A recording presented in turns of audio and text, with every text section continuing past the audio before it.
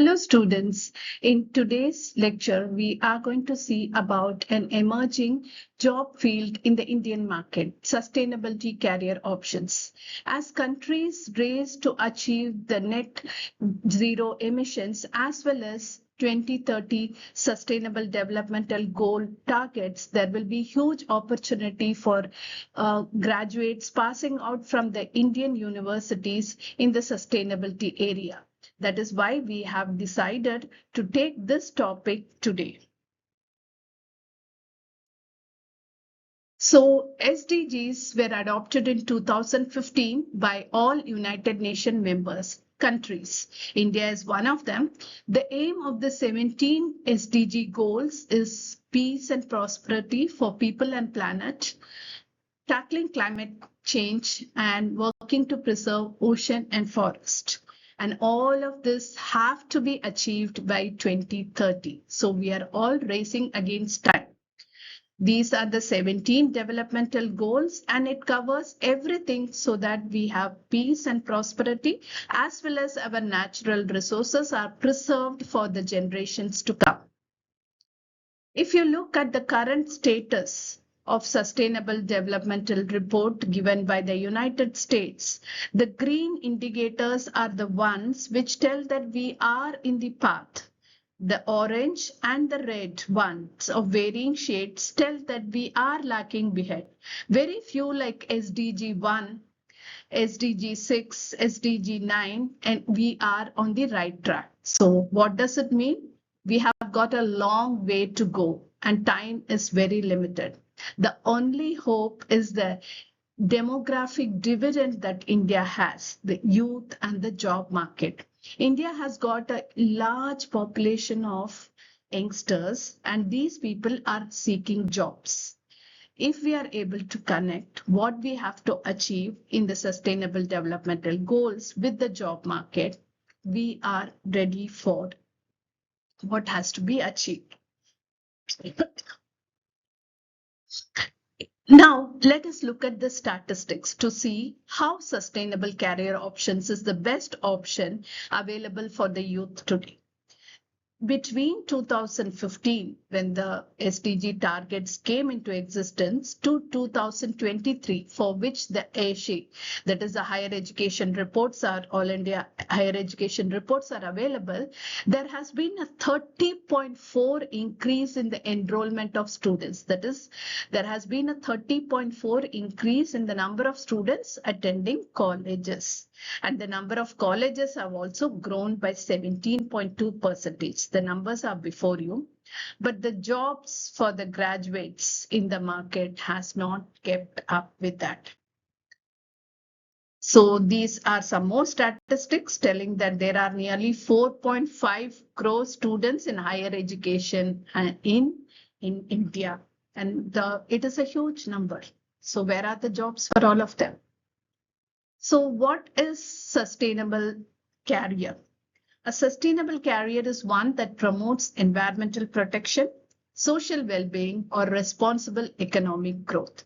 As I told you, the 17 goals encompasses everything in order to make our Earth, the planet, a livable one for the generations to come. So if you're going to make a career in it, basically you're going to cover all of this. It involves anything from renewable energy, policy work to sustainable finance, community development, or corporate ESG. As I go through this slide, I will be able to impress upon you that sustainability is not an add-on skill. It is the main core skill that is required. So it is not only digital, the core skills that are required. Many companies want students or employees who can combine data-driven thinking with environment and ethical responsibilities. So environment and ethical responsibilities as core sustainability skills are something that youngsters of today have to ingrain in them if they have to be prepared for the job market, along with communication, team building, and other skills. It is not a trend, it's a global transformation. Why? Because more than 40 trillion US dollars are being invested in ESG. environmental, social, governance investments. And 80% of the large corporation integrate sustainability goals into their annual reports. So if your annual reports have got everything to do with SDGs, but obviously you have to be working in that area. That is, the company has to be working in that area. If the company is working in that area, it will need people with the skills also. Every job will need sustainability skills. 47% of employers say that climate-related transformation are already changing how they hire and the skills they look for. So the future is green. The jobs today, it is 67 million jobs, green job vacancies in 2025, and by 2030 it will become 241 million. It literally means that any job that you are going to apply for will require a green skill. India's report tells that the 4 sectors, renewable energy, tourism, logistics, and healthcare, are the ones which are going to be the job creators of the future by 2030. And each one of them will require sustainability skills. Over the next 5 years, commerce, accounting, and management graduates will find high demand career paths in the intersection of finance, data, and sustainable development, because the BRSR mandates will be in place. What is this mandate which each company has to compile with? It is a framework introduced by SEBI for listed companies to disclose environmental, social, and governance performance. If this has to be done, it will be done by professionals in the company, and so the company will be hiring such professionals. If you look at the BRSR report, it has got everything from waste management to employee welfare to accessible workplace for different people, each one of them indicating the different SDGs. So now, students, this presentation is to drive home the point that if you're doing a project, if you're doing an internship on sustainability in your graduation years, you will not face the uncertainty that the students in the right-hand side of the slide are facing. So take up an SDG project on campus in the first year, develop your SDG skills through internships and certificate courses, and you will be ready to be hired by firms like Deloitte, Mahindra, or Tata Consultancies. So now let us look at an example. A student during his BCom, BBA, or BAF is working on an SDG 5 project. It could be women's safety awareness campaign, or it could be related to the financial inclusion of women's entrepreneurs. This can lead to he or she being hired by these companies as CSR associate or executive social impact analyst, because the hands-on knowledge that she gained while she was working in this SDG 5 project will be helpful. So basically, what you do as a part of the SDG 5 project will help you to land in a job. At the same time, even if you're not able to execute all the things, even if you're making a model to show how the different things that you propose can make impact on the SDG implementation at the local level, then also you have a gain, you can gain and land up in jobs like a CSR associate or executive in companies like TCS. Because the effort that you put, you can speak up in the interviews because you have got an advantage that you have got sustainability skills while the other graduates might not. So when students are building a model, proposing what can be done in order to implement SDG in a local level, this could be Mumbai crime against women data. You use that data. Female labor force participation, use that data. Similarly, BMC ward level data, which is available in the net, and strategize and come out with ideas so that you are able to do something for gender equality at the local level. You cannot make changes at the global level, but this is a global project. SDG is a global project which needs local intervention.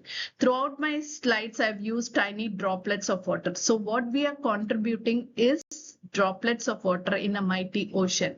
What you do has to be at the local level, but it definitely contributes to a global project. So what students propose for SDG 5 in Navi Mumbai, a sample example, safe Mumbai for women, increased last mile connectivity and lighting, more women patrolling units. Similarly, in economic empowerment, these are suggestions.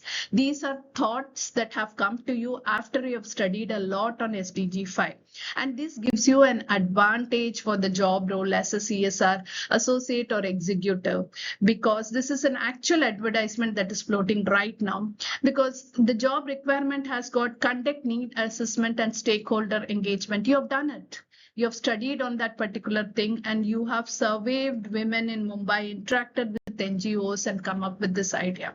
So even though you're not implementing the idea, by making suggestions, also you gain an advantage in the job market.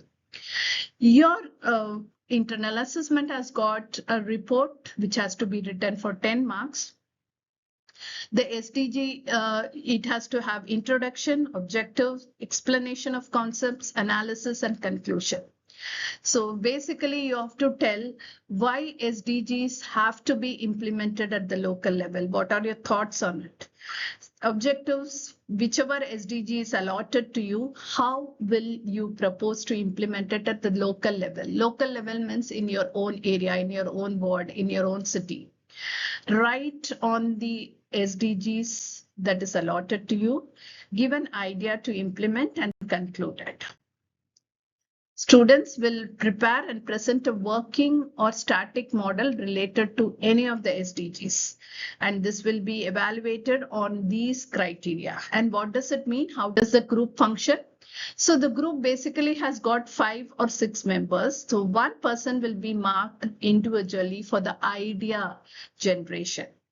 Ideation is the most important part. That doesn't mean that he or she alone works on it. As a group, you have to brainstorm, but she or he will be taking the lead, giving you the required content, the data, which you analyze on, talk on, and decide on the idea.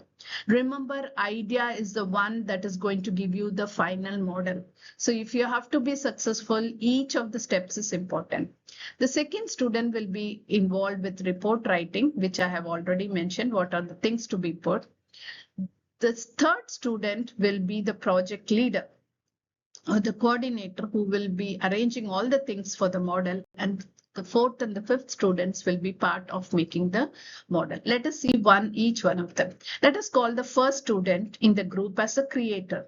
They will read about the SDG that is allotted to them, understand what is doable in the local area, propose the model, and make other team members understand the ideation, debate on it, and freeze it.